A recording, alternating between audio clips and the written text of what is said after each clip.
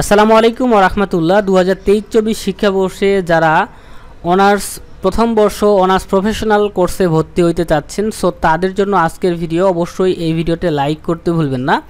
এই সম্পূর্ণ নোটিশটার A to Z আমরা কথা বলবো। তো চলেন আজকের ভিডিও শুরু করা যাক। তো সর্বপ্রথম আমাদেরকে জানতে হবে আপনাদের ভর্তি আবেদন কবে শুরু হচ্ছে। তো দেখতে পাচ্ছেন অনার্স প্রফেশনালের ভর্তি আবেদন শুরু হয়েছে 4 জুলাই 2024 তারিখে এবং ভর্তি আবেদনটি শেষ হবে 31 জুলাই 2024 তারিখে। অর্থাৎ আপনাদের কিন্তু প্রায় 26-27 দিন সময় কিন্তু রয়েছে আবেদন করার। ক্লিয়ার? এবং শুধু আবেদন করলেই নয়, কলেজে 350 টাকা জমা দিতে হয়, আবেদন ফর্ম এবং কাগজপত্র জমা দিতে হয় এবং 350 টাকা জমা দিতে হয়। এই টাকাটা জমা দিতে পারবেন আপনি 1 আগস্ট 2024 তারিখে। তাহলে 4 জুলাই থেকে 31 জুলাইয়ের মধ্যে অনলাইনে আবেদন করতে পারবেন এবং টাকা জমা দিতে পারবেন 1 আগস্ট 2024 তারিখের আগেই। যে কোনো দিন কলেজে যায় আপনার এসএসসি এবং এইচএসসি পরীক্ষার মার্কশিটের ফটোকপি, রেজিস্ট্রেশন কার্ডের ফটোকপি এবং যেই আবেদন ফর্মটা পাবেন আবেদন করার পরে ওই আবেদন ফর্মটা এবং 350 টাকা কিন্তু 1 আগস্ট 2024 তারিখের মধ্যেই জমা দিতে হবে। ক্লিয়ার? এবং আপনারা আবেদন করলেন সেটা কলেজ কর্তৃপক্ষ নিশ্চয়ন করবে 5 জুলাই থেকে 4 আগস্ট পর্যন্ত।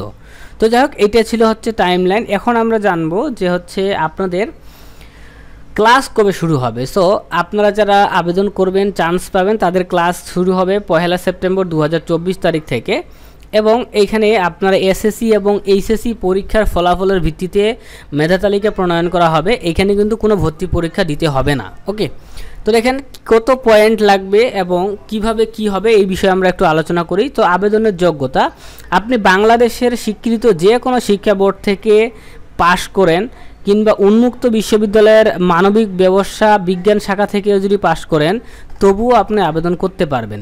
তো আপনাকে অবশ্যই এইচএসসি পরীক্ষায় পাস থাকতে হবে, চতুর্থ বিষয়ে ফেল করলেও সমস্যা নাই। ঠিক আছে? আপনার পয়েন্ট যদি থাকে 2.50 তাহলে কিন্তু আপনি আবেদন করতে পারবেন। এইচএসসি পরীক্ষায় 2.50 লাগবে এবং 19, 20, 21 সালের এসএসসি ও সমমান পরীক্ষায় চতুর্থ বিষয় সহ 2.50 লাগবে এসএসসি পরীক্ষায়। তাহলে দেখেন এইখানে আমরা দেখতে পাচ্ছি এইচএসসি, দেখেন আপনাকে এইচএসসি পাস করতে হবে এই 3 বছরে 21, 22, 23 সালের মধ্যেই এইচএসসি পাস করতে হবে এবং আপনাকে এসএসসি পাস থাকতে হবে এই 3 বছরে 19, 20, 21 সালে। তাহলে যদি আপনি 21, 22, 23 সালে এইচএসসি পাস করেন এবং 2.50 পান তাহলে আবেদন করতে পারবেন। চতুর্থ বিষয়ে ফেল থাকলেও সমস্যা নাই।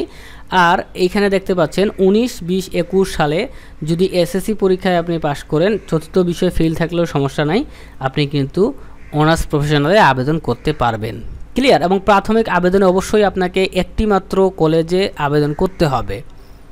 এবং দেখেন যারা বাংলাদেশ কারিগরি শিক্ষা বোর্ড থেকে পাস করবে এইচএসসি, সো তারা যারা এইচএসসি ভোকেশনাল পাস করবে কিংবা বিএম থেকে পাস করবে কিংবা ডিপ্লোমা ইন কমার্স থেকে পাস করবে তারাও কিন্তু এই অনার্স প্রফেশনালে আবেদন করতে পারবেন।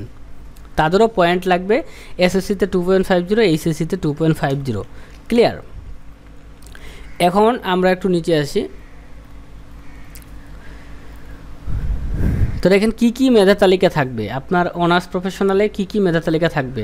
তো অনার্স প্রফেশনাল যখন আবেদন শেষ হয়ে যাবে, আবেদন শেষ হওয়ার 5 থেকে 7 দিন পরে প্রথম মেধা তালিকার একটা রেজাল্ট প্রকাশ করবে। সেখানে যদি আপনি চান্স পান তাহলে কলেজে ভর্তি হবেন। তারপরে দ্বিতীয় মেধা তালিকার একটা রেজাল্ট প্রকাশ করবে। ঠিক আছে? ওইটা তো চান্স পাইলে ভর্তি হবেন। তারপরে যারা কোটায় আবেদন করবে, মুক্তিযোদ্ধা কোটা, পোষ্য কোটা বা প্রতিবন্ধী কোটা যেটাই হোক, তো ওই তাদের একটা রেজাল্ট দিবে এবং তারপরে সর্বশেষে প্রথম রিলিজ স্লিপ দিবে। তখন আপনি 5টি আলাদা কলেজে আবেদন করতে পারবেন। ও না, এটা অনার্স প্রফেশনাল 5টি কলেজ, ঠিক আছে? হ্যাঁ, 5টি কলেজে আপনারা আবেদন করতে পারবেন।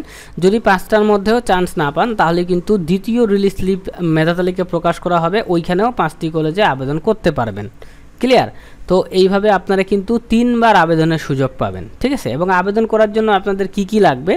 আবেদন করার জন্য হচ্ছে আপনার এসএসসি এবং এইচএসসি পরীক্ষার রোল নাম্বার, রেজিস্ট্রেশন নাম্বার, শিক্ষা বোর্ড, ঠিক আছে, এবং পাশের সাল এবং একটি মোবাইল নাম্বার লাগবে, একটি ছবিও লাগবে। এগুলো থাকলেই কিন্তু আবেদন করতে পারবেন। ক্লিয়ার?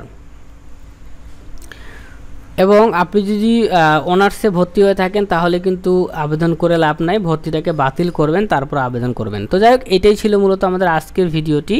এবং এইখানে দেখতে পাচ্ছেন কোর্স ভিত্তিক রেজিস্ট্রেশন ফি এইখানে দিয়েছে, কত টাকা ফি লাগবে, ঠিক আছে। আপনি কোন কোর্সে আবেদন করবেন এইখানে কিন্তু কোর্সের নামগুলো কিন্তু দেয়া আছে, ঠিক আছে।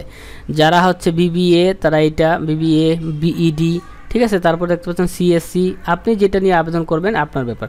তো যাই হোক, এটা ছিল আজকের ভিডিও, লাইক করতে ভুলবেন না। আল্লাহ হাফেজ।